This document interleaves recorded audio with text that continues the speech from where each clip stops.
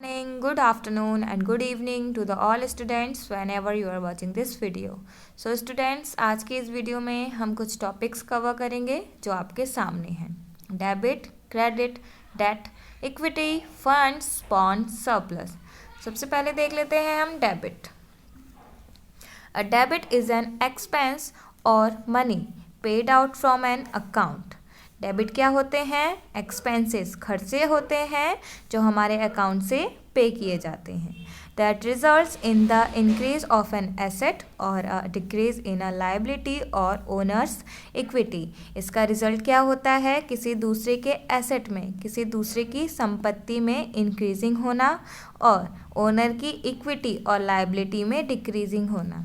मतलब ओनर की equity, owner का जो खुद का पैसा होता है और जो उसकी लाइबिलिटीज़ होती हैं मनी से रिलेटेड, उसमें डिक्रीजिंग होना।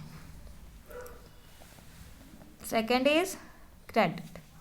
Credit refers addition of an amount of money to an account.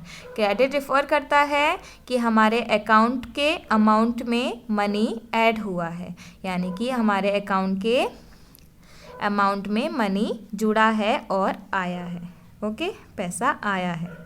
In accounting, a credit is a type of bookkeeping entry. Bookkeeping entry में credit क्या है? एक type होता है। Credit is written in the opposite side of debit.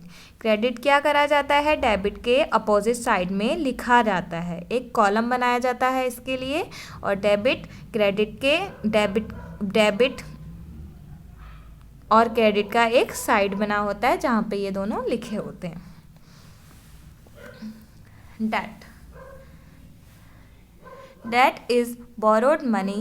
If anyone takes debt, they will become aware of that money. Debt क्या होता है? Borrowed money, लिया हुआ पैसा, उधार लिए हुए रुपए। If anyone takes debt, they will become aware of that money. अगर कोई व्यक्ति लोन डेट कर्ज लेता है तो वो क्या हो जाता है? ओवे ऑफ मनी, उस मनी का ऋणी बन जाता है। Debt is borrowed money. Debt क्या होता है? लिया हुआ पैसा, कर्ज का पैसा।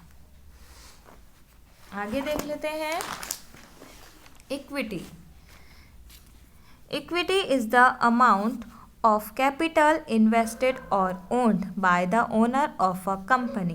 इक्विटी होती है मालिक, ओनर का खुद का पैसा जो वह किसी कंपनी में लगाता है। इक्विटी होती है ओनर का खुद का पैसा जो वो एक किसी कंपनी में लगाता है, उसे कहते हैं equity. Fifth one is funds. Fund is a sum of money saved और made available for a particular purpose. क्या होता है? फंड होते हैं sum of money, collective money होती है फंड, जिसे हम कलेक्ट करके रखते हैं for a specific purpose. Okay, हम कभी कभी प्लान बना लेते हैं कि चलो मैं इतने रुपए बचा लेती हूँ, फिर उसके बाद मैं ये चीज़ परचेज करूँगी, तो ये भी एक फंड कहलाएगा। अगर हम थोड़े से पैसे बचा के किसी एक स्पेसिफिक टाइम पे, स्पेसिफिक पर्पस पे अगर हम उस चीज़ को परचेस करेंगे तो हम क्या कहेंगे? अपने जो अमाउंट को हमने जो सेव किया था उसे कहेंगे हम fund. Clear? Second definition is a fund is a pool of money set aside for a specific purpose.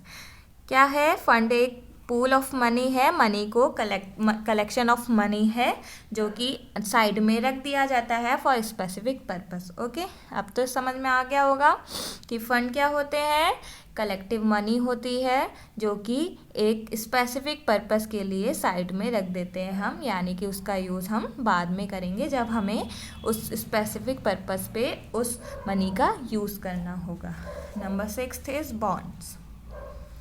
A bond is a fixed income instrument that represents a loan made by an investor to a borrower. क्या होता है? Bond होते हैं fixed income instrument जो कि किसी investor द्वारा loan के लिए बनाए जाते हैं। किसके लिए बनाए जाते हैं इन्वेस्टर? किसके लिए लोन प्रोवाइड करवाता है? बोरोवर्स के लिए। और बोरोवर कौन कौन होते हैं? सच एज कंपनी और गवर्नमेंट। जब कंपनी को या गवर्नमेंट को लोन लेने की ज़रूरत होती है तो जो इन्वेस्टर्स होते हैं वो उन्हें बॉन्ड्स प्रोवाइड कराते हैं। दैट मीन्स लोन प्रोवाइड कराते हैं। लोन का पैसा जो इन्वेस्टर बोरोवर के लिए बनाता है उसे कहते हैं bonds. Number 7th is surplus. A surplus is when you have more or something that you need or plan to use. Surplus क्या होता है?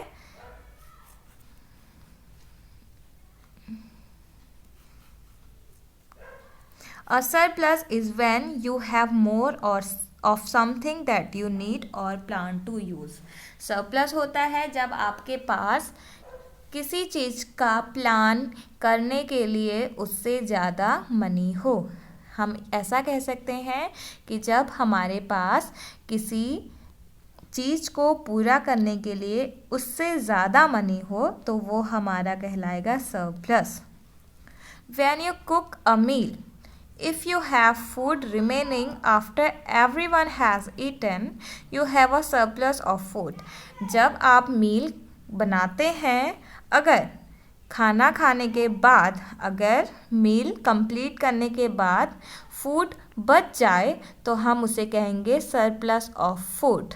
ओके, यानी कि जब हमें किसी चीज़ की नीड थी और वो नीड हमारी कंप्लीट हो गई, तब भी हमारे पास उसके बाद भी वो चीज़ बच गई तो वो हमारा हो जाएगा surplus of that thing.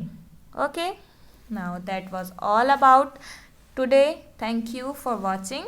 And अगर आपको ये वीडियो थोड़ी सी भी यूज़फुल लगी हो सो प्लीज़ एक छोटा सा कमेंट करके ज़रूर बताइएगा। Thank you for watching.